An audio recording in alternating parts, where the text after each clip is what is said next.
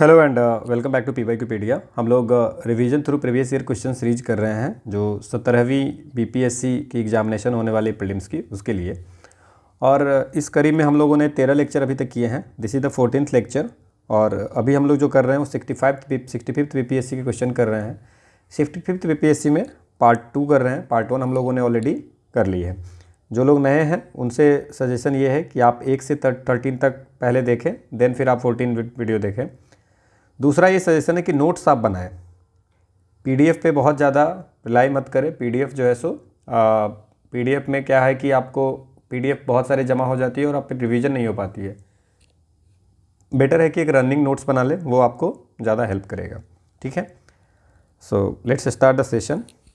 पहला हमारा जो क्वेश्चन है वो ये है कि एक किताब है द ओरिजिन ऑफ स्पेसीज। ये किसने लिखी है?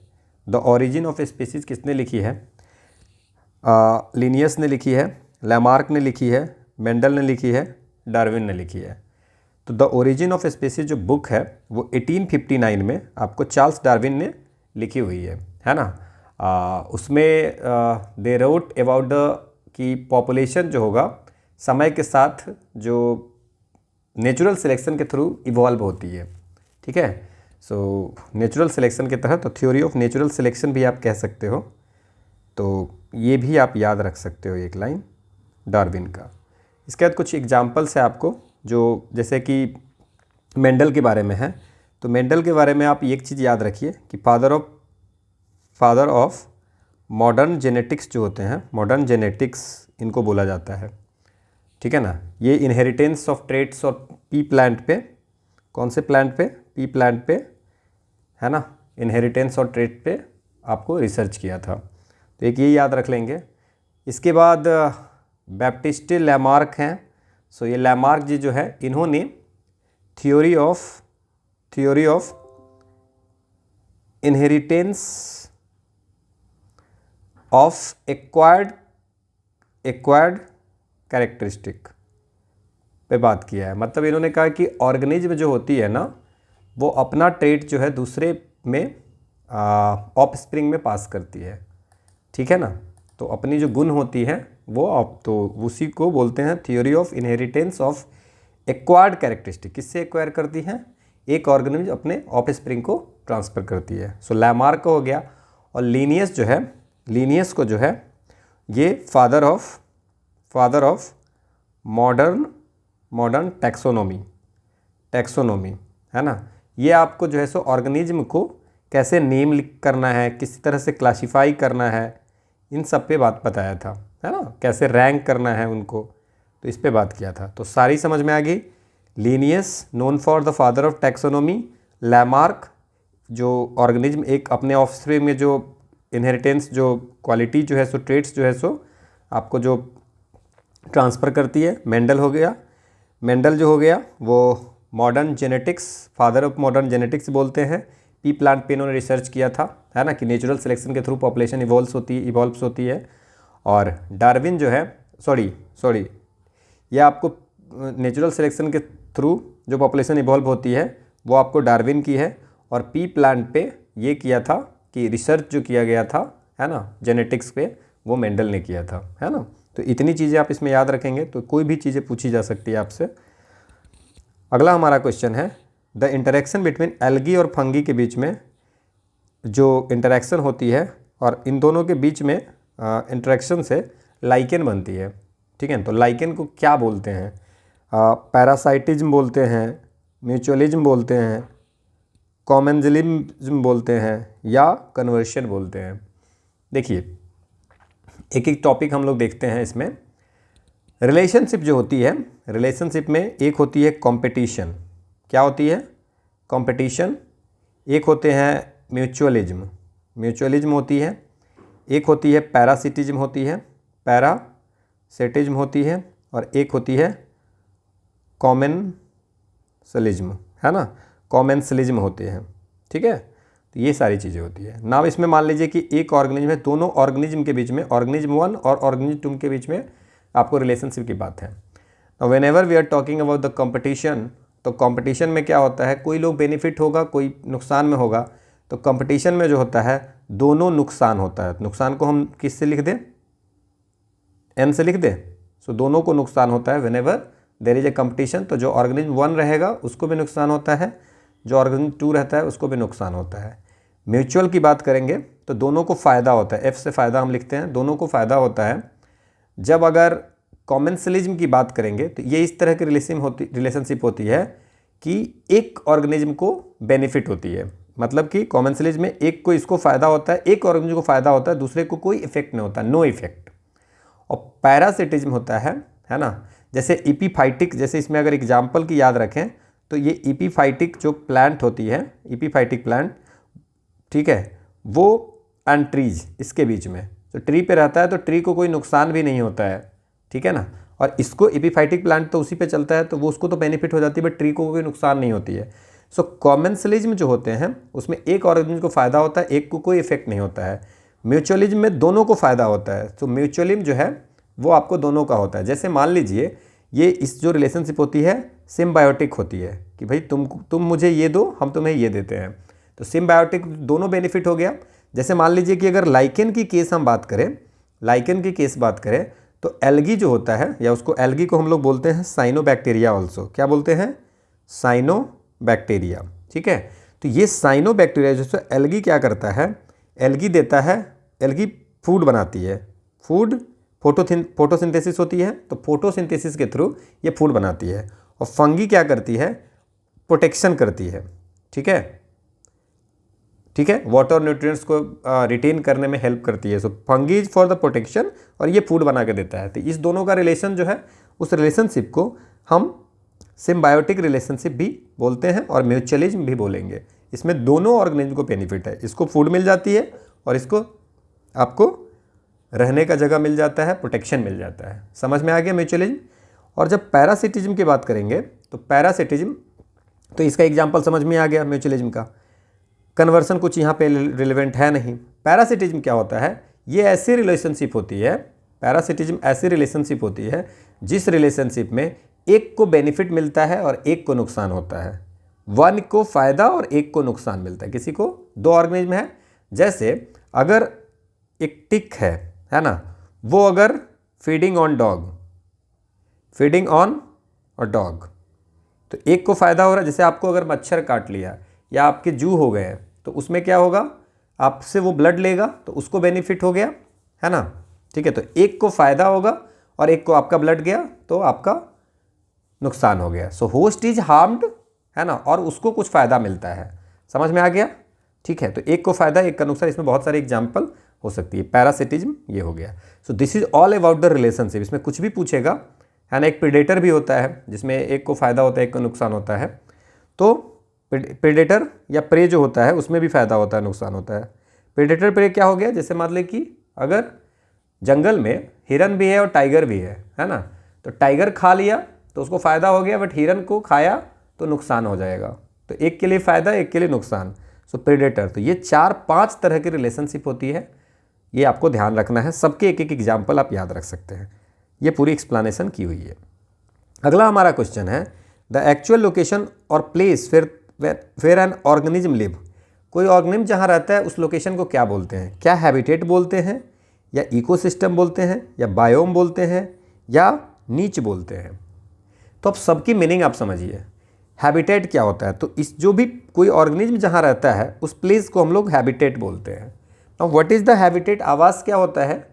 जहाँ पे जैसे मान लीजिए कि कोई भी ऑर्गेनिज्म को सर्वाइव करने के लिए फूड, वाटर, शेल्टर मिलेगा, है ना, ठीक है ना, या प्रे प्रेडेटर्स मिलेगा उनको, है ना। जैसे मान लीजिए कि फिश की घर कहाँ होगा, फिश की हैबिटेट कहाँ होगा, फिश का आवास कहाँ होगा? पॉन्ड में होगा, क्योंकि पॉन्ड में ही उसको सारे उसके जीने की चीज़ें मिलती है ना। समझ में आ गया? तो वो उसका हैबिटेट हो गया। सो एक्चुअल लोकेशन और place where an organism lives is a called habitat, ठीक है। अब बात करते हैं कि सर इकोसिस्टम क्या होता है। सो इकोसिस्टम जो होता है, यहाँ पे ये इकोसिस्टम जो होता है ये पूरे सिस्टम को बोलते हैं जहाँ पे ऑल लिविंग थिंग्स रहता है। ऑल लिविंग थिंग्स, चाहे वो माइक्रो ऑर्गेनिज्म हो, छोटा सा टीनी ऑर्गेनिज्म हो, या प्लांट्स हो, या एनिमल्स हो, हर चीज़ पूरी रहती है, उसको बोलते हैं इकोसिस्टम, ठीक है। इवन यहाँ पे ऑल लिविंग थिंग और नॉन लिविंग थिंग भी रहते हैं, जैसे कि एयर है, वाटर है, सॉइल है, और सब एक दूसरों के जैसे everything in the ecosystem interact with each other. छोटा से छोटा इकोसिस्टम हो सकता है और बड़ा से बड़ा हो सकता है। So pond is also ecosystem, forest is also ecosystem, desert is also ecosystem, जहाँ पे लिविंग और नॉन लिविंग थिंग्स दोनों रहेंगे। तो इकोसिस्टम थोड़ा बिगर एरिया को बोलते हैं। क्लियर, समझ में आ गया? इकोसिस्टम हो गया। अब व्हाट इज नीच? नीच क्या होता है? जैसे मान लीजिए कि ऑर्गेनिज्म जहाँ पे भी रहता है, देखिए हैबिटेट और नीच में क्या अंतर होता है ये आप पहले समझिए। हैबिटेट होता है जहाँ पे ऑर्गेनिज्म रहता है, हैबिटेट जहाँ पे ऑर्गेनिज्म लिव्स, ठीक है। और नीच जो होता है वो होता है जहाँ वहाँ पे वो क्या करता है, what it does here does there. So नीचे इज जॉब है जो इकोसिस्टम में कोई ऑर्गेनिज्म करता है, ठीक है। So what is the role, what is the job of the organism in that ecosystem, ठीक है ना। कैसे उनको फूड मिलता है, कैसे वो रिप्रोड्यूस करता है। So this is called the नीच। समझ में आ गया कि वो ऑर्गेनिज्म एक पर्टिकुलर इकोसिस्टम में क्या करता है, कैसे उसको फूड मिलता है, कैसे वो रिप्रोड्यूस करता है, कैसे वो प्रेडेटर से सेफ रहता है। सो जो रहता है जहाँ पे उसको हैबिटेट, और जहाँ ये सब चीज़ें हैं वो सब नीचे। Then what is the biome? ये अर्थ का एक बहुत बड़ा एरिया होता है जिसमें एक स्पेसिफिक टाइप का क्लाइमेट होती है, स्पेसिफिक टाइप की क्लाइमेट होती है ना। जहाँ पे जैसे एक पर्टिकुलर क्लाइमेट में आपको पर्टिकुलर टाइप की प्लांट्स रहती है। जैसे बायोम्स में भी desert can be example of biomes, rain forest हो सकता है, टुंड्रा हो सकता है, ग्रासलैंड हो जाता है। क्योंकि बायोम जो होता है, biome is classified based on the climate, क्योंकि हर बायोम का एक अपना क्लाइमेट होता है और उस क्लाइमेट में एक पर्टिकुलर प्लांट्स एंड एनिमल्स होते हैं। समझ में आ गया? तो ये हो गया, ये चारों चीज़ हैं।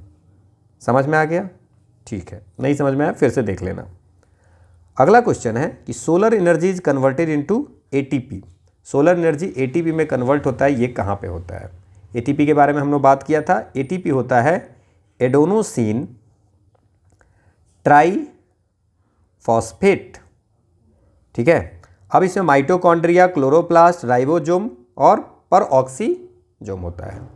देखिए इसमें आपको ध्यान रखना है, पहले माइटोकॉन्ड्रिया के बारे में कुछ चीज़ें बात करते हैं। माइटोकॉन्ड्रिया जो है, इसको पहला एक चीज़ याद रखिएगा इसमें कि power house of the cell, power house of the cell किसको बोलते हैं? माइटोकॉन्ड्रिया को बोलते हैं। अब जितनी भी केमिकल एक्टिविटीज रिलीव होती है उस सब के लिए एनर्जी रिक्वायर्ड होती है। लाइफ में आपको जितनी भी केमिकल एक्टिविटीज होती है लाइफ के लिए, उसमें एनर्जी रिक्वायर्ड होते हैं। वो आपको रिलीज किया जाता है किसके द्वारा? माइटोकॉन्ड्रिया के द्वारा में। और माइटोकॉन्ड्रिया जो रिलीज करती है वो किस में करती है? In the form of ATP. ATP molecules के फॉर्म में वो एनर्जी माइटोकॉन्ड्रिया रिलीज करती है। सो एटीपी को हम लोग एनर्जी करेंसी ऑफ सेल बोलते हैं। ये सब एक एक पॉइंट इंपॉर्टेंट है। एनर्जी करेंसी ऑफ सेल किसको बोलते हैं? एटीपी को। समझ में आ गया? माइटोकॉन्ड्रिया को power house of the cell बोलते हैं, पहला याद रखेंगे। अब लाइफ में आपको कोई भी केमिकल एक्टिविटीज करने के लिए आपको एनर्जी की ज़रूरत होती है। वो एनर्जी कौन रिलीज करता है? Mitochondria in the form of ATP, जिसका फुल फॉर्म है एडेनोसिन ट्राइफॉस्फेट मॉलिक्यूल। और एटीपी को इसीलिए एनर्जी करेंसी ऑफ सेल बोलते हैं। माइटोकॉन्ड्रिया जो हैं इनके पास खुद के अपने डीएनए हैं और राइबोसोम है, ठीक है। इसीलिए माइटोकॉन्ड्रिया ओन प्रोटीन बनाता है। समझ में आ गया? इतनी चीज़ें माइटोकॉन्ड्रिया में याद रखेंगे तो मुझे लगता है कि आपसे क्वेश्चन कोई छूटेगा। अब बात करते हैं कि व्हाट इज प्लास्टिड। प्लास्टिड्स के बारे में बात करते हैं। ये प्लास्टिड जो होती है वो सिर्फ प्लांट सेल में होती है, not in animal cell. Now दो तरह की प्लास्टिड होती है। One is the chromoplast. क्या होती है? क्रोमोप्लास्ट, ठीक है। और वन होती है ल्यूकोप्लास्ट। ल्यूकोप्लास्ट, ये ल्यूकोप्लास्ट जो होती है वाइट या कलरलेस होती है, और क्रोमोप्लास्ट जो होता है वो कलर्ड प्लास्टिड्स को बोलते हैं क्रोमोप्लास्ट। अब क्रोमोप्लास्ट जो होती है उसमें एक पिगमेंट्स होती है, उसको बोलते हैं क्लोरोफिल। क्या बोलते हैं? क्लोरोफिल। और इसी को बोलते हैं क्लोरोप्लास्ट ऑल्सो। Chloroplast also. ये आपको क्लोरोप्लास्ट जो है सो फोटोसिंथेसिस के लिए बहुत ज़रूरी है, ठीक है ना, समझ में आ गया। Chloroplast is very important for the photosynthesis. और जिस तरह माइटोकॉन्ड्रिया में खुद के डीएनए होते हैं, उस तरह प्लास्टिड्स में भी ओन डीएनए होते हैं, खुद के डीएनए होते हैं और खुद के राइबोसोम होते हैं। Now what is ribosome? Ribosome होता क्या है? So now we talk, just हम लोग बात करते हैं कि व्हाट इज राइबोसोम। राइबोसोम को प्रोटीन बनाने की फैक्ट्री बोलते हैं, सिंथेसिसिंग फैक्ट्रीज, ये होता है राइबोसोम। ये पूरे साइटोप्लाज्म में रहते हैं। जो प्रोकैरियोटिक सेल हो, प्रोकैरियोटिक सेल्स होगा या यूकैरियोटिक सेल होगा, दोनों में आपको राइबोसोम्स जो है सो पूरे में साइटोप्लाज्म में रहते हैं। हर राइबोसोम में, है ना, एक मेम्ब्रेन लेस सेल ऑर्गेनेल होते हैं। और ये सबसे पहले जो ऑब्जर्व किया गया है उनका नाम है जॉर्ज पलाडे, जॉर्ज पलाडे, ठीक है।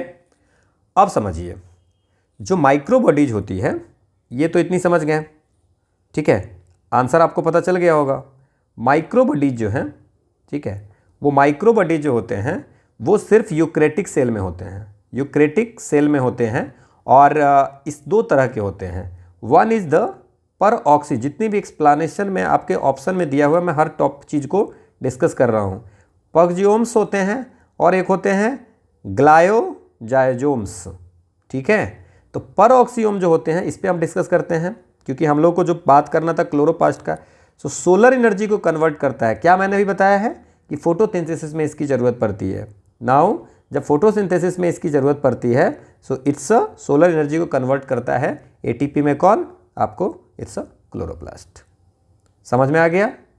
क्लियर? और ये जो आपको पर ऑक्सीजोम्स हैं, ये माइटोकॉन्ड्रिया क्लोरोप्लास्ट की तरह पर ऑक्सीजोम्स जो है, इसमें अपना जीनोम नहीं होता है, ठीक है। और it also helps in the alcohol के अल्कोहल डिटॉक्सिफिकेशन में इसका यूज होता है। इवन इन प्लांट सेल पर ऑक्सीजोम्स जो होते हैं, इसके दो रोल होते हैं। फैटी एसिड को कार्बोहाइड्रेट में, सीड्स में बनाते हैं और फोटो रेस्पायरेशन लीव्स में कराते हैं। मुझे लगता है इतना अगर याद रख लेंगे। और लिपिड और एनिमल सेल में जो इसका फंक्शन है वो है ऑक्सीडेशन एंड लिपिड बायोसिंथेसिस, ठीक है।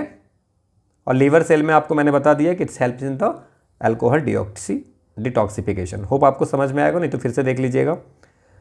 पूरी आपको डिटेल इसमें दी हुई है कि what are the use of peroxisomes और परऑक्जियोम्स कहाँ से आता है। There are two microbodies only eukaryotic cell में होता है। दो तरह के होते हैं, परऑक्सीजोम्स एंड ग्लायोक्सीजोम्स। अब परऑक्सीजोम्स जो होता है वो अपने इसके जेनोम नहीं होते हैं। एनिमल सेल में अगर परऑक्सीजोम की बात करें तो दो काम होते हैं, oxidation and lipid biosynthesis. Liver cell में ये अल्कोहल डिटॉक्सिफिकेशन का काम करता है। प्लांट सेल में परऑक्सीजोम्स जो होते हैं उसके दो रोल होते हैं। One is the conversion of fatty acid into carbohydrate in seeds and photo respiration in respiration leaves. उम्मीद करते हैं आपको समझ में आई होगी, नहीं आई होगी फिर से देख लेना। फोटोसिंथेसिस का बाई प्रोडक्ट क्या है? देखिए, कार्बन डाइऑक्साइड और H2O ये मिलता है फोटोसिंथेसिस तो बनाता है ग्लूकोज C6H12O6 और ऑक्सीजन। इतना याद रखिए, ठीक है। तो आपसे पूछ रहा है कि बाई प्रोडक्ट क्या होगा फोटोसिंथेसिस का, तो ग्लूकोज एंड ऑक्सीजन, ठीक है। एंड सोलर की उपस्थिति में कार्बन डाइऑक्साइड H2O, ठीक है। अगला हमारा क्वेश्चन है, the study of bones is done under the branch of science. हड्डियों की स्टडी, तो हड्डियों की स्टडी जो होती है उसको बोलते हैं ऑस्टियोलॉजी। स्केलेटल सिस्टम या स्टडी ऑफ बोन्स जो होता है वो ऑस्टियोलॉजी होती है। अब आप कहिएगा कि सर सेरोलॉजी क्या होती है, तो ब्लड सेरम की जो स्टडी होती है या ब्लड बॉडीली फ्लूइड्स, बॉडी की जो फ्लूइड होती है उसकी, है ना, तो ये बोलते हैं सेरोलॉजी। सो ब्लड सेरम या बॉडी की जो कोई भी फ्लूइड है उसको जो है सो आपको सेरोलॉजी में पढ़ते हैं। ओरोलॉजी में क्या होता है, ये माउंटेन के बारे में पढ़ते हैं कि माउंटेन का कैसे फॉर्मेशन होता है। और जियोलॉजी में हम अर्थ की स्ट्रक्चर और इसकी स्टडी के बारे में पढ़ते हैं। होप आपको ये समझ में आया होगा। अगला है, which of the following does not have an enzyme in cell. किसके सेल में इंजाइम नहीं है किसके सेल्स में, लाइकेन में, वायरस में, बैक्टीरिया में, एल्गी में। सो वायरस में जो है सो इंजाइम नहीं होते हैं, because viruses are not living cell, not living cells, और दे रिलाई ऑन, वायरस क्या होता है, रिलाई ऑन होस्ट सेल। वो बढ़ने के लिए, रिप्लिकेशन के लिए वो आपको जहाँ पे रहता है उसके सहारे बढ़ता है। और बाकी जितनी एल्गी, लाइकेन, बैक्टीरिया है, ये सब लिविंग ऑर्गेनिज्म है, ये तीनों जो है लिविंग ऑर्गेनिज्म है। ठीक है, तो इसमें आपको एंजाइम्स होते हैं डिफरेंट मेटाबॉलिक प्रोसेसेस को फॉलो करने के लिए, पूरा करने के लिए। क्लियर? सो आंसर क्या हो गया? वायरस। अगला है, in which organ of the human body are the lymphocyte कहाँ पे बनता है? सो लिम्फोसाइट पहले होता क्या है, सो देखिए।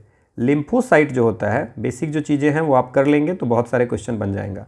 लिम्फोसाइट जो है एक वाइट ब्लड सेल का टाइप है, और ये इम्यून सिस्टम बढ़ाने के लिए, इम्यून सिस्टम के लिए बहुत इंपॉर्टेंट है। ठीक है, दो तरह की लिम्फोसाइट होती है, एक बी सेल्स और एक टी सेल्स। ठीक है, बी सेल जो होगा वो प्रोड्यूस करता है एंटीबॉडीज। क्या करता है? एंटीबॉडीज। और टी सेल जो होगा, तो जैसे मान लीजिए कोई बैक्टीरिया अगर आया है ना, तो उसको टारगेट करता है। वायरस कोई नया आया तो उसको टारगेट करता है, कोई टॉक्सिन्स है उसको टारगेट करता है। और टी सेल जो है डिस्ट्रॉय करता है सेल को। अगर वायरस से, देखिए ये रोकता है, लेकिन मान लीजिए कि वायरस से कोई अगर सेल इन्फेक्टेड हो गया, इन्फेक्टेड सेल, ठीक है, तो इन्फेक्टेड सेल को क्या करता है? डिस्ट्रॉय करता है। होप आपको बहुत अच्छे से समझ में आ गया होगा। और लिम्फोसाइट जो है डेवलप करता है थाइमस एंड बोन मैरो में। So the answer is bone marrow. Now इसमें अगर बात करेंगे कि व्हाट इज स्प्लीन, ठीक है ना, ये आपको बीन की तरह का ना शेप का है ना ऑर्गन होता है ना। ये लिम्फोसाइट भी रखता है, फैगोसाइट रखता है, और इनका जो काम है कि जो ब्लड बॉर्न माइक्रो ऑर्गेनिज्म है ना, उसको फिल्टर करता है, ट्रैप करता है, पकड़ता है। कोई अगर माइक्रो ऑर्गेनिज्म में एंट्री कर रही है, सो दैट्स ब्लड फिल्टर करता है स्प्लीन। एकदम छोटा सा बीन टाइप का होता है ना। तो लिम्फोसाइट समझ गए, आंसर बोन मैरो समझ गए, है ना। अगला क्वेश्चन है, which of the following hormones contains, कौन से हार्मोन हैं जिसमें आयोडीन होते हैं? क्या वो टेस्टोस्टेरोन होते हैं, या एड्रेनलिन होती है, इंसुलिन होता है, या थायरोक्सिन? देखिए आंसर आपको पता होगा कि थायरोक्सिन T4 है ना, एक हार्मोन है जो प्रोड्यूस होती है थायराइड ग्लैंड के द्वारा, है ना, और इसमें होती है आयोडीन। ठीक है, और ये आपको ग्रोथ डेवलपमेंट वगैरह में हेल्प करती है, तो थायरोक्सिन। अब कुछ क्वेश्चन और पढ़ लेते हैं। इंसुलिन भी एक हार्मोन है, ठीक है, ये प्रोड्यूस होती है, अगर आपसे पूछेगा इंसुलिन कहाँ से होती है प्रोड्यूस, तो ये होती है पैनक्रियाज से। ये आपको करता क्या है? ब्लड शुगर को रेगुलेट करता है, ब्लड शुगर रेगुलेट। ठीक है, और ये बहुत जरूरी है कार्बोहाइड्रेट, फैट्स और प्रोटीन के मेटाबॉलिज्म में। ठीक है, अब देखिए, अब हम बात कर लेते हैं कि एड्रेनलिन क्या होता है। ठीक है ना, ये भी एक हार्मोन है, और ये आपको एड्रेनल ग्लैंड के द्वारा सेक्रेट होती है, प्रोड्यूस होती है। ठीक है ना, और फाइट और फ्लाइट रिस्पॉन्स, ये आपको हार्ट रेट को बढ़ाती है, या हार्ट रेट एनर्जी को बढ़ाती है एड्रेनलिन। ठीक है, इतना याद रखें। नाउ एक आपको है टेस्टोस्टेरोन, ये भी एक हार्मोन है। ये मेल के टेस्टिस से प्रोड्यूस होता है। किससे? मेल के टेस्टिस से। ये आपको मेल सेक्स ऑर्गन के डेवलपमेंट में वर्क काम करता है, और जितनी भी मेल में मैस्कुलिन कैरेक्टरिस्टिक होता है, जैसे फेशियल हेयर हो गया, वॉइस में डीप हो गया, तो ये सब जो है सो टेस्टोस्टेरोन से होती है। होप आपको ये समझ में आई होगी। अगला क्वेश्चन है, एड्स इज कॉज्ड बाय, पूछा हुआ है, पिछले क्लास में पढ़े थे हमने। एड्स का फुल फॉर्म होता है एक्वायर्ड इम्यूनोडिफेंसी, इम्यून की डिफेंसी सिंड्रोम, और ये होता है AIDS caused by HIV, human immunodeficiency, human की इम्यूनिटी कम हो जाती है जिस वायरस से, HIV हो गया, और ये इम्यून सिस्टम पे टारगेट करता है। ठीक है, और एक वाइट ब्लड सेल है CD4, तो ये CD4 को डायरेक्ट जो है सो टारगेट करके डिस्ट्रॉय कर देता है, which is CD4 is very necessary for अगर कोई भी इन्फेक्शन को फाइट करने के लिए। वही खत्म हो गया तो आपकी इम्यूनिटी खत्म हो जाएगी। So it's is caused by the virus. Pressure की यूनिट क्या है, पिछले क्लास में भी हमने किया था कि SI यूनिट ऑफ जो प्रेशर की बात करते हैं, प्रेशर की बहुत सारी यूनिट है। एक साइंटिस्ट थे ब्लैज पास्कल, है ना, उनके नाम पे इनका पास्कल भी यूनिट है। इसके बाद 1 पास्कल बराबर 1 न्यूटन पर मीटर स्क्वायर, ये भी है आपको। देन अगर हम बात करें इसको तो ये आपको न्यूटन पर मीटर स्क्वायर तो हो ही गया। इसमें अब थ्रस्ट जो होता है, या उसको फोर्स बोल दीजिए, तो फोर्स को अगर इसमें लिखेंगे, थ्रस्ट को अगर हम लोग KgF में मेजर करेंगे और एरिया को सेंटीमीटर स्क्वायर में करेंगे तो ये हो जाता है KgF सेंटीमीटर। जैसे न्यूटन है ना, तो KgF फोर्स हो गया, तो KgF सेंटीमीटर रेशो। इसमें कोई भी ऐसा ऑप्शन नहीं, so none of the above is the answer. KgF अगर आप थ्रस्ट क्या है, फोर्स है ना, तो फोर्स का जैसे न्यूटन होता है ना, अगर उसको KgF में करेंगे तो वो आपको KgF, और इसको सेंटीमीटर में करेंगे तो इट्स अ सेंटीमीटर का बाई आपको KgF, ये सेंटीमीटर होगा स्क्वायर। सो इसको हम लोग लिख सकते हैं KgF Cm-2। तो इसमें कुछ भी ऐसा नहीं है, kg centimetre square which is wrong. ठीक है, अगला क्वेश्चन है कि the sunlight from the sun to the earth reaches in, कितना सन से अर्थ पे सनलाइट पहुंचने में कितना टाइम लगता है? ये 8 मिनट 20 सेकेंड लगता है। तो अगर एवरेज की बात करें, अगर अप्रॉक्स की बात करें तो it's 8 minute. Which one of the following is a scalar quantity, है ना। स्केलर क्वांटिटी में सिर्फ मैग्नीट्यूड होता है, ठीक है, सिर्फ मैग्नीट्यूड होगा, नो डायरेक्शन, कोई डायरेक्शन नहीं होगा। 5 kg क्या डायरेक्शन होगा उसमें, है ना, तो ये याद रखना है। तो अब वेक्टर क्वांटिटी में दोनों होगा, बोथ मैग्नीट्यूड एंड डायरेक्शन दोनों होगा। नाउ अगर हम बात करें टेम्परेचर, मास, डिस्टेंस, ये सब जितनी भी चीज़ें, इसमें क्या डायरेक्शन होगा? 25 डिग्री सेल्सियस है, इसमें क्या डायरेक्शन होगा? तो अगर पूछ रहा है कि विच वन ऑफ द, कौन सा है, फोर्स है, प्रेशर है, वेलोसिटी है, एक्सेलरेशन है, कौन सा ऐसा इसमें है जिसमें आपको विच one of the following is a scalar quantity? तो फोर्स तो आपको स्केलर क्वांटिटी होना नहीं है ना, वेलोसिटी स्केलर क्वांटिटी है नहीं, एक्सेलरेशन स्केलर क्वांटिटी है नहीं। तो स्केलर प्रेशर जो है वो होता है magnitude of force by area, तो ये आपको मैग्नीट्यूड कंसीडर करते हैं फोर्स का, तो ये भी, ये जो है सो आपको pressure is a scalar quantity हो जाएगा। दोनों के मैग्नीट्यूड हम लेते हैं, तो pressure is also scalar quantity, इसमें कोई डायरेक्शन नहीं होता है। अगला क्वेश्चन है कि which one of the following quantities does not have unit, किसमें यूनिट नहीं है? तो स्ट्रेस, फोर्स में यूनिट है न्यूटन, स्ट्रेन और pressure, pressure force by area होती है। अभी हमने ऐसा यूनिट की बात की, न्यूटन मीटर स्क्वायर पास्कल, है ना, newton by metre square. Force का आपको पता ही है न्यूटन, स्ट्रेस भी आपको फोर्स बाय एरिया होता है ना। स्ट्रेन जो होता है वो चेंज इन लेंथ बाय तो रियल लेंथ, सो इसको स्ट्रेन बोलते हैं। तो ये भी आपको डायमेंशन, अगर बात करें चेंज इन लेंथ क्या होगा, लेंथ मीटर में होगा, ये भी मीटर में होगा, तो इस दोनों को अगर डायमेंशन, तो इसकी कोई यूनिट नहीं होगी, तो स्ट्रेन की कोई यूनिट नहीं होती है ना। Change in length bye original length, तो इसकी कोई यूनिट नहीं होती है, इसकी भी मीटर होगी, इसकी भी मीटर होगी या सेंटीमीटर होगा, जो भी होगा सेम यूनिट होगा ना, न्यूमरेटर और डिनोमिनेटर दोनों की सेम यूनिट होगी, तो कैंसिल हो जाएगी ना। साउंड वेव इन एयर क्या है? ट्रांसवर्स है, लॉन्गिट्यूडनल है, पोलराइज है, इलेक्ट्रोमैग्नेटिक। देखिए एक चीज़ आप याद रखिए कि लॉन्गिट्यूडनल वेव क्या होती है? लॉन्गिट्यूडनल वेव होती है जिसमें आपको प्रोपगेशन ऑफ वेव और मीडियम, ठीक है, और प्रोपगेशन दोनों पैरेलल होगा, ठीक है। और ट्रांसफर जो होता है उसमें क्या होता है? Perpendicular. Particles of the medium moves perpendicular to the direction of the propagation of wave. Medium का जो पार्टिकल होगा वो परपेंडिकुलर होगा propagation of direction of waves इधर चल रही है उसके।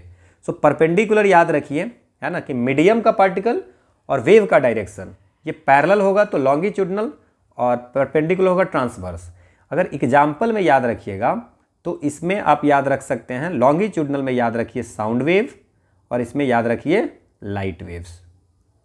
काम खत्म, इतना कर लीजिएगा तो पैरेलल, परपेंडिकुलर, लाइट और साउंड, इतना याद रखिए, काम आपका हो जाएगा। अगला हमारा क्वेश्चन है कि 50 डिग्री सेल्सियस को कन्वर्ट करना है। हमने पहले भी किया था कि फ़ारेनहाइट में करना है, तो हम लोग करते थे, क्या करते थे कि फ़ारेनहाइट में कन्वर्ट करना है तो डिग्री सेल्सियस इंटू 9/5 प्लस 32, तो जस्ट 50 गुने 9/5 प्लस 32, सो ये हो गया 10, सो 90 plus 32 which is 122 degree Fahrenheit. आसान है क्वेश्चन, ये पिछली क्लास में पूछा था। अगला है कि हर्ट्ज में किसको मेजर किया जाता है, फ्रीक्वेंसी को, एनर्जी को, क्वालिटी को, हीट को। तो फ्रीक्वेंसी को हर्ट्ज में किया जाता है, हम पिछले क्लास में पढ़े थे, है ना। और frequency is equal to 1/t होती है, 1 टाइम पीरियड, है ना, 1 साइकिल पर सेकेंड, है ना। हीट को अगर बात करें तो जूल में, जूल या कैलोरी में, ठीक है ना। और 1 कैलोरी इज इक्वल टू कितनी होती है, 1 calorie is equal to 4.184 joule, ठीक है। और एनर्जी को भी हम लोग जूल में करते हैं, है ना। और बस इतना याद रखिए, क्वालिटी का तो कुछ ऐसा है नहीं, ठीक है। अगला हमारा क्वेश्चन है कि बॉडी के टेम्परेचर को कौन रेगुलेट करता है। पिछले दिन ही पढ़े थे कि बॉडी को टेम्परेचर को हाइपोथैलेमस आपको जो है सो ब्रेन का पार्ट है, एंड ये रेगुलेट करता है बॉडी के टेम्परेचर की, कि बाहरी टेम्परेचर ज़्यादा है कि कम है उसके अकॉर्डिंग बनाता है, ठीक है।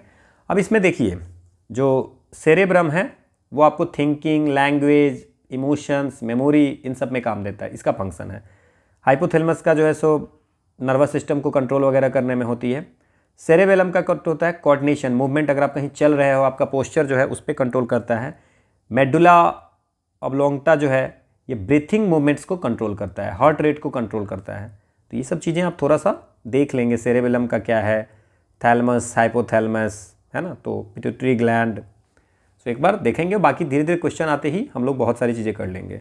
इलेक्ट्रिक करंट को मेजर करने के लिए अब देखिए वोल्ट मीटर वोल्टेज को करेगा, ठीक है। वोल्टामीटर पे आते हैं हम लोग, पहले आ मीटर जो है सो करंट को करेगा, पोटेंशियोमीटर ये पोटेंशियल डिफरेंस और वोल्टेज को करेगा, है ना, कंपेयर करके रेफरेंस वोल्टेज से, है ना। देन वोल्टामीटर जो है so electric charge, electrochemical effect, जो इलेक्ट्रोलाइटिक सेल होती है ना बैटरी, उसमें आपको इलेक्ट्रिक चार्ज की क्वालिटी को, आपको क्वांटिटी ऑफ इलेक्ट्रिक चार्ज किसमें, बैटरी में, है ना, तो वहाँ पे, या इलेक्ट्रोकेमिकल इफेक्ट जो है सो इलेक्ट्रोलाइटिक सेल में जो होता है वो आपको चेक करती है। सो वोल्टामीटर याद रखेंगे बैटरी के लिए, ठीक है। अगेन क्वेश्चन ये है यूनिट ऑफ इलेक्ट्रिक पावर का यूनिट क्या है, तो हमने बात किया था कि एम्पियर करंट हो गया, कूलम्ब चार्ज हो गया, वाट एनर्जी हो गया, है ना, या इलेक्ट्रिक पावर हो गया, वोल्टेज का वोल्ट हो गया, ठीक है। तो ये आपको वॉट आंसर होगा। अगला है कि who is regarded the father of modern chemistry. Modern chemistry की फादर जो हैं वो बोलते हैं लेवोजियर को। लेवोजियर जो है उसको आपको फादर ऑफ मॉडर्न केमिस्ट्री बोलते हैं, ये याद रखिए। सीवी रमन जो है ये आपको रमन इफेक्ट के लिए फेमस है, रमन इफेक्ट स्पेक्ट्रोस्कोपी में, है ना। देन आइंस्टाइन जो है सो थ्योरी ऑफ रिलेटिविटी के लिए, थ्योरी ऑफ रिलेटिविटी 1921 में, इनको 1921 में फोटो इलेक्ट्रिक इफेक्ट के लिए आपको नोबेल प्राइज़ भी आइंस्टाइन को मिला हुआ है। रदरफोर्ड जो है सो प्रोटॉन के डिस्कवरी में आपको और एटॉमिक स्ट्रक्चर पर वर्क करने के लिए इनको ये फेमस है। तो सारे याद रखें आप एक एक, है ना, थोड़ी थोड़ी चीज़ें। अगला क्वेश्चन आपसे पूछ रहा है the number of electrons and neutrons in element 18, मतलब कि नंबर ऑफ इलेक्ट्रॉन जो है वो 18 है और नंबर ऑफ न्यूट्रॉन जो है सो 20 है, तो मास नंबर क्या होगा। मास नंबर हमने भी कुछ दिन पहले बात किया था कि मास नंबर जो होती है, मास नंबर वो हो जाएगा एटॉमिक नंबर, क्योंकि हमने बात किया था कि नंबर ऑफ न्यूट्रॉन, आपने पिछले क्लास अगर ध्यान दिया होगा तो number of neutron is equal to, आपको मैंने बताया था कि एटॉमिक नंबर मतलब mass number minus A minus atomic number, ठीक है, एटॉमिक नंबर जेड, ठीक है। So number of neutron is equal to, तो हमने बताया था N is equal to A minus Z. Now देख लीजिए आप, और जो नंबर ऑफ इलेक्ट्रॉन होता है वो आपको नंबर ऑफ प्रोटॉन्स के बराबर होता है, ठीक है, और एटॉमिक नंबर जो होता है वो नंबर ऑफ प्रोटॉन्स होता है। सो अगर न्यूट्रॉन का नंबर 20 है, ए की बात पूछ रहा है और जेड की वैल्यू कितनी होगी 18, ठीक है। सो ए की बात करें तो ये हो जाएगा 38। होप आपको समझ में, पिछले क्लास में भी किए थे, अगर ध्यान दिए होंगे तो इस साल में बन जाता। अगला क्वेश्चन है which of the following is also known as, laughing gas किसको बोलते हैं? सो नाइट्रस ऑक्साइड N2O को लाफिंग गैस बोलते हैं, ठीक है। अगला क्वेश्चन है which of the following owing is not type of elements, कौन सा तत्व नहीं है? मेटल, नॉन मेटल और मेटलॉइड। तो डेफिनेटली गैस जो है सो तत्व नहीं है, कि अगर पेरियोडिक टेबल आप देखेंगे तो पेरियोडिक टेबल में 3 तरह की तत्व हैं, मेटल, नॉन मेटल और metalloids. You can see this is the metal, ये सब जितनी भी है मेटल, ब्लू में है मेटल है। मेटलॉइड में ये देख रहे हैं इतने सारे वास मेटल है, एंड बाकी ये इधर है सब नॉन मेटल है। So metal, metalloid and non metal, धातु, अधातु और उपधातु, ठीक है। Gases are not type of element, element 3 ही टाइप के हैं। वाटर की पीएच वैल्यू पिछले दिन भी बात किए थे कि जो सॉल्यूशन जो होती है 0 से 6, 7 तक जो होती है और 7 से 14 तक होती है, तो इधर जो होती है एसिडिक, जो जितना इधर जाएगा उतनी ज़्यादा एसिडिक होगा, जितना इधर जाएगा उतना बेसिक होगा। 7 को हम लोग न्यूट्रल बोले थे और वाटर को हम लोग न्यूट्रल बोले थे, तो वाटर का कितना है 7 है पीएच स्केल में।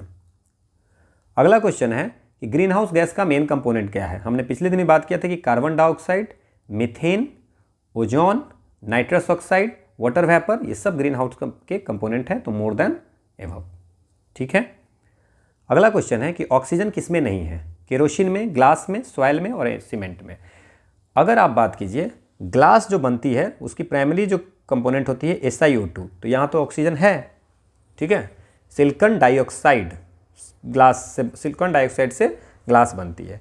अगर हम बात करते हैं कि सॉइल की, तो सॉइल में आपको पता होगा सिलिकॉन डाइऑक्साइड भी होता है, एल्युमिनियम डाइऑक्साइड भी होता है और आयरन भी होता है, तो ऑक्सीजन तो हो ही गया। तो सॉइल में भी ऑक्सीजन होती है, ग्लास में भी होती है। अब हमारे पास बचा सीमेंट और केरोसिन।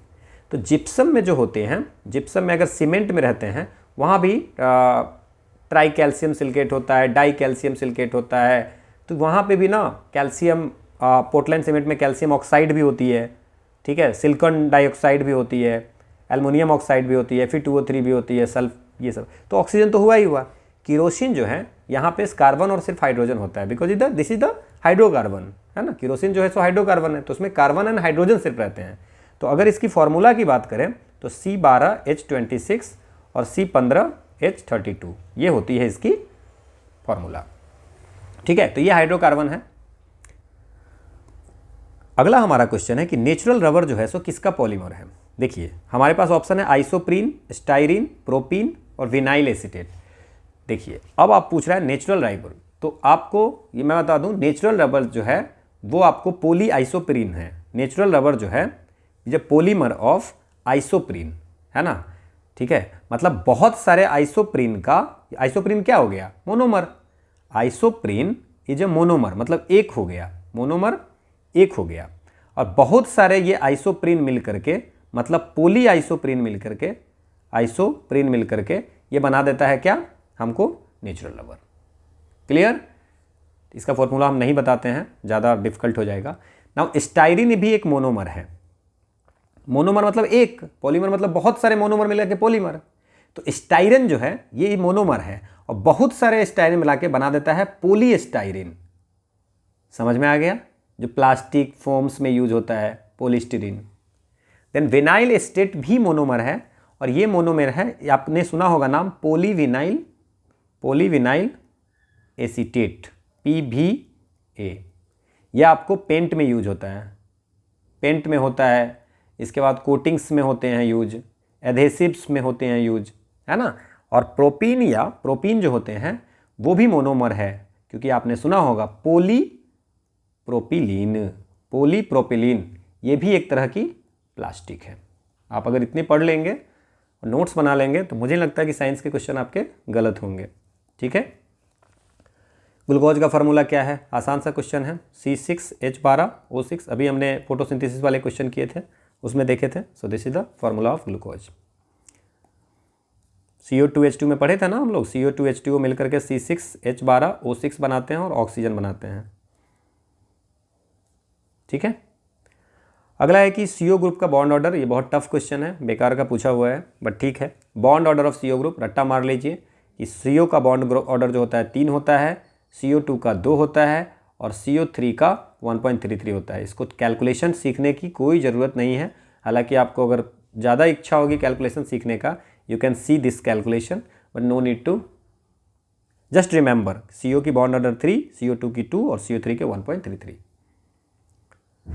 अगला क्वेश्चन है कि डेमोक्रेटिक राष्ट्रपति पद के उम्मीदवार और अमेरिकी कांग्रेस के पहले हिंदू सदस्य कौन हैं जिन्होंने अपने 2020 के चुनाव अभियान के खिलाफ भेदभावपूर्ण कार्रवाई के लिए कम से कम $50 मिलियन के लिए गूगल पर मुकदमा दायर किया था। बोला कौन सा ऐसा है 2020 के इलेक्शन कैंपेन में ये चीज़ किया था, पहला हिंदू मेंबर, है ना। उन्होंने कहा था गूगल को कि आप मेरे साथ, गूगल को स्यू किया था कि आपने मेरे साथ डिस्क्रिमिनेटरी ये किया है इलेक्शन कैंपेन में। उसका नाम है Tulsi Gawad, date is not relevant now, है ना, बट आप याद रख सकते हैं तुलसी गवाड, ठीक है ना, ये उस समय न्यूज़ में था। अगला क्वेश्चन है कि एक किताब है उसका नाम है गैलरी ऑफ रास्कल्स, ये किसने लिखी है, तो ये रस्किन बॉन्ड ने लिखी है। ठीक है, ये आप याद रख सकते हैं। अगला क्वेश्चन है the first showroom in India of the retail furniture and IKEA, IKEA was open in 2018 में आइकिया का शोरूम खोला गया था। ये आइकिया कहाँ पे है, सो आइकिया स्टार्ट हुई थी 1943 में, दैट इज़ नॉट इम्पोर्टेंट। ये कैम्पार्ड के द्वारा, है ना, इंगवार कैम्पार्ड इनके द्वारा हुआ था, और इनकी जो हेडक्वार्टर है आइकिया की, वो आप याद रख सकते हैं नीदरलैंड में है। नीदरलैंड वर्ल्ड की लार्जेस्ट फर्नीचर रिटेलर है, वर्ल्ड्स लार्जेस्ट फर्नीचर, आप मेरी राइटिंग पे नोट जाए, आप अपना ठीक से लिखें, रिटेलर है ना, 2008 से। और इंडिया में पहला आउटलेट जो खोला था वो हैदराबाद में। ठीक है, इसलिए इस समय न्यूज में था। अगला क्वेश्चन है कि समर ओलंपिक 2020 नॉट रिलेवेंट, हम लोग 2024 का देख लेते हैं थोड़ा सा। इंडिया का 69 पोजीशन था। इंडिया को टोटल 6 मेडल मिली है, 1 आपको सिल्वर मिली है, 5 आपको ब्रोंज मिली है। सिल्वर जो आपको मिली है वो मिली है नीरज चोपड़ा जी को मेंस जेवेलियन थ्रो में, ठीक है, सिल्वर मिली है। बाकी जो 5 मिली है वो आपको ब्रोंज मिली है। मनु भाकर को 10 मीटर एयर पिस्टल में शूटिंग में मिली है। मनु भाकर और सरबजीत सिंह की जोड़ी को 10 मीटर एयर पिस्टल में शूटिंग में ब्रोंज मिला है। स्वप्निल कुसाले को 50 मीटर की राइफल में शूटिंग में ब्रोंज मिला है। हॉकी की टीम इंडिया में ब्रोंज मिला है हॉकी में। अमन सहरावत को 57 kg की फ्री स्टाइल कुश्ती में, रेसलिंग में ब्रोंज मिला है। एक एक चीज़ हम लोग याद कर देंगे। पेरिस में 24 में हुई थी, लॉस एंजलिस में 2028 में होनी है। इतना तो याद रख सकते हैं। ठीक है, अगला हमारा क्वेश्चन है कि UNESCO inaugurated the celebration of 2019 as the international year of periodic table of chemical elements to celebrate its completion of how many years. Mendeleev आपके सुना होगा, मेंडलीव, ये इन्होंने पीरियोडिक टेबल का क्रिएशन किया था 1869 में, तो उसके 150 साल हुए थे। तो international year of periodic table इनके कंट्रीब्यूशन के लिए सेलिब्रेट किया गया था 2019 में, तो 150 ईयर। तो आप मेंडलीव याद रखिए, पीरियोडिक टेबल बनाया है, और 1869 में, इतना याद रखिए, उससे ज़्यादा मत सोचिए। ठीक है, अगला क्वेश्चन है कि ट्रिपल तलाक लॉ को पास किया गया है पार्लियामेंट में, है ना। तो बाई पासिंग, हाल ही में भारत की संसद ने 3 तलाक कानून पारित करके भारत के सर्वोच्च न्यायालय के किस वर्ष के विनिर्णय को समर्थन दिया, जिसने 3 तलाक के बिद्दत को असंवैधानिक। तो क्वेश्चन आपसे क्या पूछ दिया, तो आप देखिए ट्रिपल तलाक का 2-3 चीज़ें याद रखिए। एक केस का नाम याद रखिए, Saira Bano versus union of India के केस में। इसका फैसला जो आया था 22 अगस्त 2017 को आया था। ठीक है ना, और यहाँ पे आपको 3 बार जो तलाक बोल करके ये होती थी, उसको अनकॉन्स्टिट्यूशनल आपको, ठीक है ना, कर दिया गया था।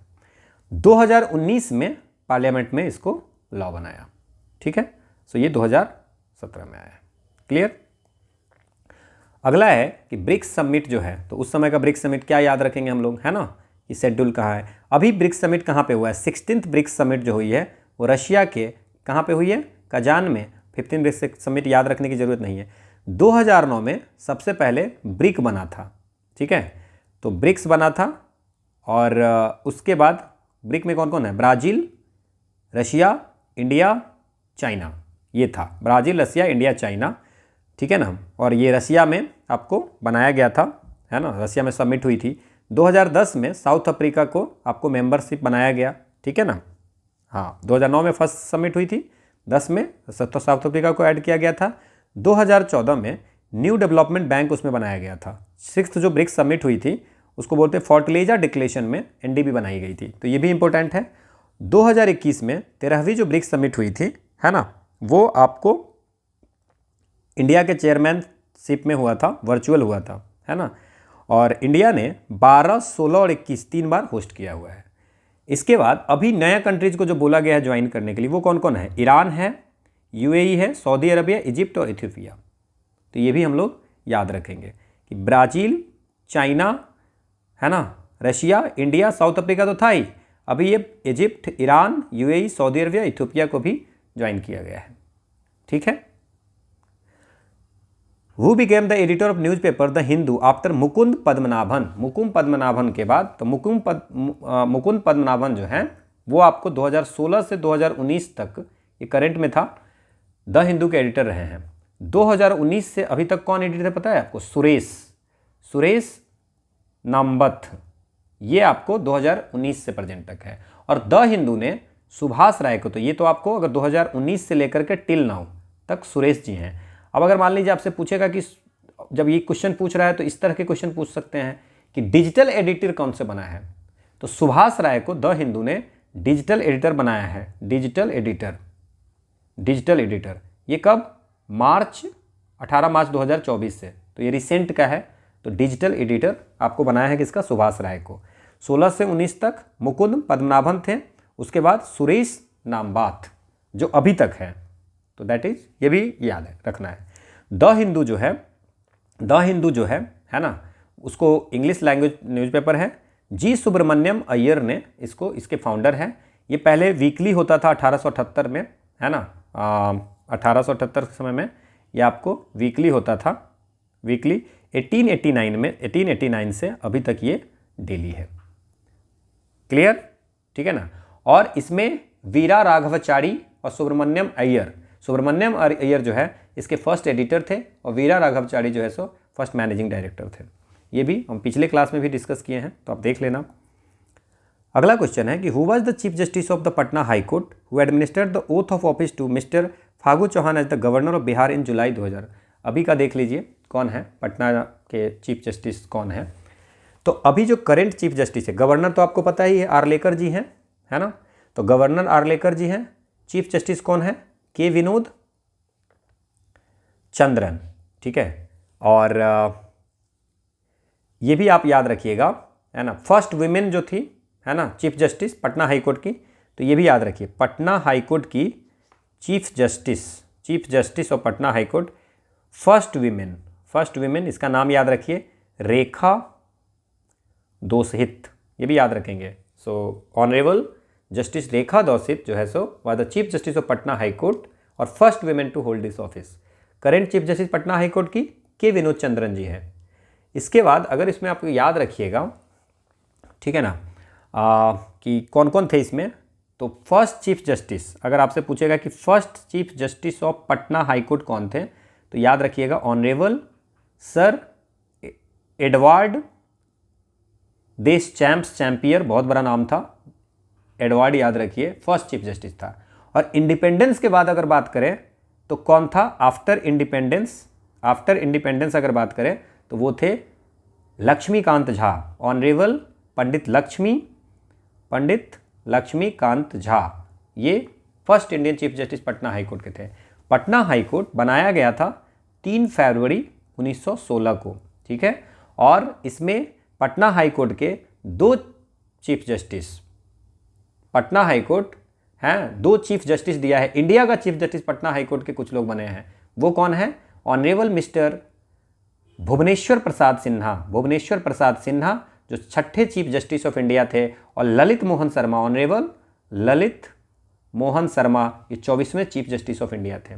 तो 2 जो है सो पटना हाई कोर्ट के जज को आपको चीफ जस्टिस ऑफ इंडिया बनाया गया था, बने हैं अभी तक। ठीक है, अगला क्वेश्चन है what is the significance of Bihar दिवस दैट इज सेलिब्रेटेड। 22 मार्च को हर साल बिहार दिवस मनाया जाता है। क्यों मनाया जाता है? क्योंकि हमने बात किया था कि 22 मार्च 1912 को 22 मार्च 1912 को हमारा जो है बंगाल प्रोविंस से पार्टीशन हुआ था। तो ये आंसर हो गया। तो commemorate Bihar separation from Bengal presidency in 1912। अगला हमारा क्वेश्चन है कि which one of the following state was never granted the special category status by the central government. ध्यान से रखिए, इसको याद रखना है, बहुत न्यूज में था, इसमें याद रखिए। स्पेशल कैटेगरी स्टेटस अभी टोटल कितने में है? 11 स्टेट में है। ठीक है, करंट अफेयर्स का भी न्यूज है। 11 में आप याद रखिए कि असम जो नॉर्थ ईस्टर्न स्टेट है, असम,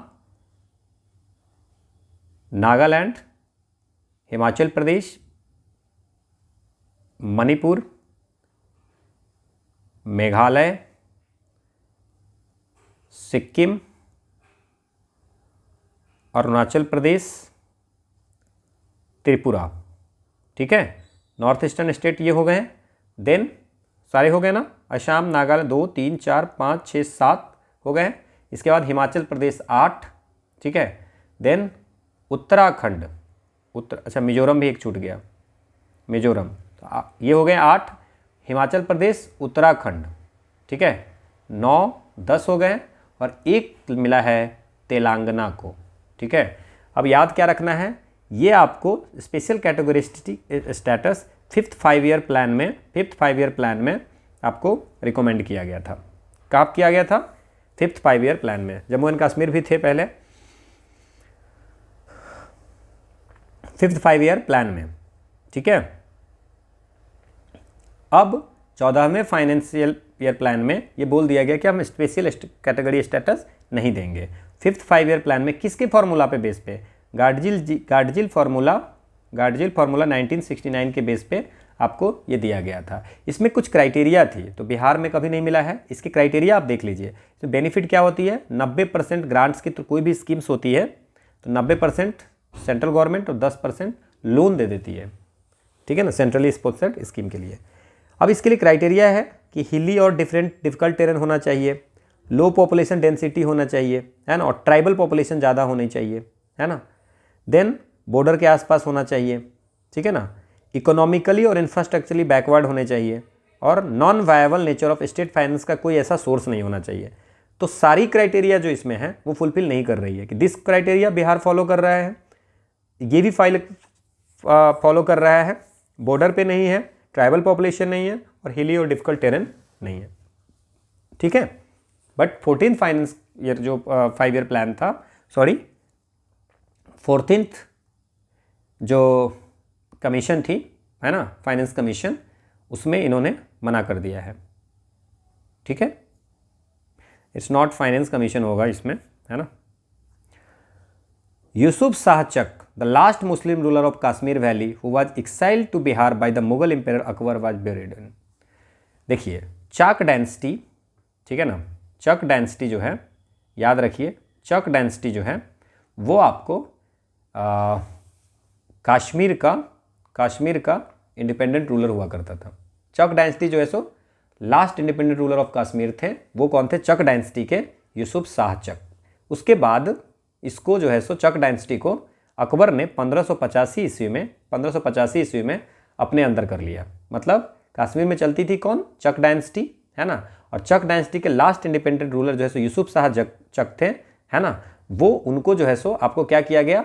अकबर ने 1585 में अपने अंदर मुगल में मिला लिया और यूसुफ चक को क्या किया? पॉलिटिकल प्रिजनर बना लिया और इसको जा करके क्या किया? बिहार में ले जाकर छोड़ दिया। मतलब कश्मीर से ले जाकर बिहार में उसको एक्साइल कर भगा दिया। ठीक है ना, क्लियर। और उनका जो ग्रेव है, जो डेथ हुई थी उनको, वो ही प्रेजेंट डे कहाँ पे है? इस्लामपुर में है। इस्लामपुर कहाँ है? नालंदा, बिहार। ठीक है, वहाँ पे उनकी डेथ हुई थी और वहाँ पे उनकी ग्रेव बनाई गई हुई है, वहीं पे उनको दफनाया गया है। समझ में आ गया?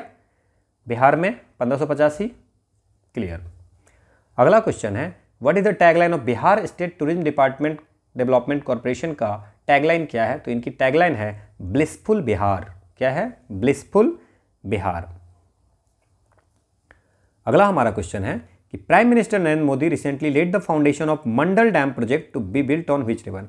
आप याद रखिए कि मंडल डैम प्रोजेक्ट कौन से रिवर पे है, ठीक है ना, वो रिसेंट में न्यूज में था, बट मंडल डैम प्रोजेक्ट जो है नॉर्थ कोल रिवर पे है, ठीक है। ये आपको डैम ये फ्लो करता है पलामू एंड गढ़वा डिस्ट्रिक्ट झारखंड से, ठीक है ना, क्लियर। मंडल डैम प्रोजेक्ट जो है सो, ठीक है, कौन सी नदी पे हो गया? नॉर्थ कोल पे हो गई। तो ये आपको याद रखिएगा, है ना। तो ये झारखंड बिहार में इरिगेशन वगैरह के लिए बेनिफिट होगा। ये आपको 1972 में स्टार्ट हुआ था ये प्रोजेक्ट, लेकिन फॉरेस्ट डिपार्टमेंट ने 1993 में इस पर रोक लगा दिया गया। फिर से मंडल डैम प्रोजेक्ट पे बात हो रही है, क्लियर, इतना याद रखें। अगला है, इन जुलाई 2019 experts visited for the first documentation of A megalithic site of Bihar in which of the following district. तो जुलाई 2019 में एक रिसर्चर हैं, कौन है? सोन वैली सिविलाइजेशन में, सोन वैली सिविलाइजेशन, ठीक है, उसका नाम था श्याम सुंदर तिवारी, श्याम सुंदर तिवारी। इन्होंने फर्स्ट एवर आर्कियोलॉजिकल एक्सप्लोरेशन किया था मेगालिथिक कल्चर साइट, कहाँ पे? Kaimur hills, Kaimur hills, Rohtas district Bihar. वो उस समय न्यूज में था, ठीक है ना, बट फिर भी एक बार आप देख लीजिएगा। अगला हमारा क्वेश्चन है कि हाल ही में अबू धाबी में आयोजित इस्लामिक सहयोग संगठन, है ना, के विदेश मंत्रियों के परिषद के 46वें सत्र में भाग लेने के लिए किस देश के मेजबान को यूएई ने गेस्ट ऑफ ऑनर के रूप में आमंत्रित किया था? तो इंडिया को ही किया होगा गेस्ट ऑफ ऑनर में, क्वेश्चंस है तो 46 of organisation of Islamic corporation में जो अबू धाबी में हुआ था, तो वहाँ पे फर्स्ट टाइम इंडिया को इन्वाइट किया गया था ओआईसी में। तो फर्स्ट टाइम किया गया था गेस्ट ऑफ ऑनर में के रूप में, ठीक है, यूएई ने इन्वाइट किया था ओआईसी की मीटिंग में पहली बार। हाल ही में इसरो और सीएनईएस ने एक संयुक्त समुद्री निगरानी प्रणाली स्थापित करने के लिए एक समझौते पर हस्ताक्षर किए। सीएनईएस किस देश की? तो इसरो भारत की है, पता है आपको। रशिया की स्पेस एजेंसी कौन सी है, पता है आपको? रोस्कोसमॉस, ये रशिया की है ना। जर्मनी की कौन है? डीएलआर है, ठीक है। कनाडा स्पेस एजेंसी कनाडा की है। फ्रांस की कौन है? सीएनईएस, याद रखें, फ्रेंच गवर्नमेंट स्पेस एजेंसी यही है। अगला क्वेश्चन है कि what is the capital of Paraguay in which the vice president, जहाँ पे विजिट किए थे, तो कैपिटल ऑफ पराग्वे कहाँ पे है, ये आपसे पूछ रहा है, ठीक है ना। तो थोड़ा सा इस पर हम बात करते हैं। कैपिटल ऑफ पराग्वे की कैपिटल जो है वो है एसोसिएशन, क्या है? एसोसिएशन, ठीक है ना। और इसमें पराग्वे रिवर भी है ना, बॉर्डर करती है पराग्वे रिवर। जगरीब जो है ये कैपिटल किसकी है? क्रोएशिया की। जाग्रेब जो है वो क्रोएशिया की कैपिटल है, ठीक है। देन ये आपको मानागुआ जो है आपको पता ही होगा, नीरव मोदी के नाम पे फेमस था ये, है ना, निकारगुआ, मानागुआ। और सैन जोस जो है कैपिटल और लार्जेस्ट सिटी है, ये कोस्टा रिका की है। तो ये सारी जो है सो कैपिटल सिटी दी हुई है, पराग्वे की एसोसिएशन, क्रोएशिया की जाग्रेब, निकारगुआ की मानागुआ और कोस्टा रिका की सैन जोस। अगला क्वेश्चन है कि चौथा एडिशन यूएन एनवायरनमेंट असेंबली हुआ था, कहाँ पे हुआ था? तो अभी तो 7वां की बात कीजिए, 7वां कब होने वाला है? अच्छा, यूनाइटेड नेशन एनवायरनमेंट असेंबली छठा जो हुआ है ये आपको फरवरी मार्च 2024 में हुई है। तो हम तो ये याद रख लेते हैं, है ना, 6th एडिशन ये हुई है नैरोबी। नैरोबी कहाँ पे है? ये आपको केन्या है, ठीक है। और इसकी थीम क्या थी? थीम भी देख लेंगे। ये थे effective inclusive and sustainable multilateral action to tackle climate change, biodiversity loss, to tackle climate change, biodiversity loss and pollution, ये थीम थी अभी 2024 में जो हुई है। 7वां जो यूएनई का होने वाला है वो आपको होने वाला है अगेन आपको नैरोबी केन्या में होने वाला है, ठीक है। ये उस समय भी नैरोबी केन्या में ही हुआ था। थीम हम लोग याद रखेंगे, effective inclusive and sustainable multilateral action to tackle climate change, biodiversity loss and pollution. अगला है which edition of the Indian sign language dictionary was released by the government in March 2019।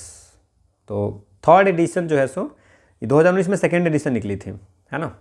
और अभी 2021 में ये आपको थर्ड एडिशन लगी है, third edition निकाली गई है, उसके बाद अभी निकाली नहीं गई है। इंडियन साइन लैंग्वेज डिक्शनरी, ये आपको क्या है कि जो डीफ लोग हैं, बहरे हैं, है ना, हियरिंग में जिनको इशू होता है, उनको आपको उनकी बैरियर को, कम्युनिकेशन बैरियर को तोड़ने के लिए ये आपको डिक्शनरी बनाई जाती है, इंडियन साइन लैंग्वेज डिक्शनरी। तो उसका थर्ड एडिशन 2021 में आया था, सेकेंड जो है सो 2019 में आया था। This is all about for today session and this is the quote of the day that the two most powerful warriors are patience and time। ठीक है, तो पेशेंस रखिए, समय का इंतज़ार कीजिए, समय को बर्बाद नहीं कीजिए, आप सक्सेसफुल होंगे। So thank you all for watching. आपको अगर MCQ सॉल्व करने होंगे साइंस के एंड हिस्ट्री के, तो you can join the channel PYQpedia, वहाँ पे आपको प्रीवियस ईयर के क्वेश्चन मिल जाएंगे, वो आप कर सकते हैं।